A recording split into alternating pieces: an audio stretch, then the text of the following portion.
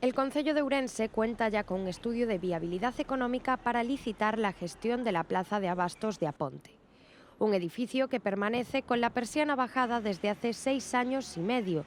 pese a su flamante reforma por más de 2 millones de euros. La concesión, sin embargo, no se espera a corto plazo, dado que ahora el informe aprobado por Alcaldía deberá ser sometido a un periodo de exposición pública de un mes para que lo consulten los potenciales interesados.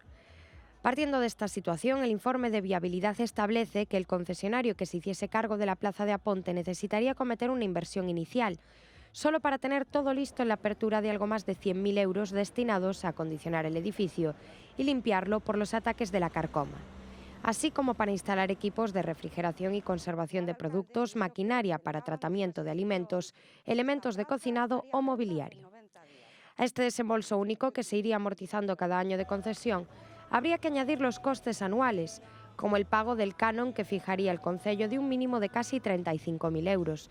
y otros conceptos que fija el informe, como un plan de marketing de 24.000.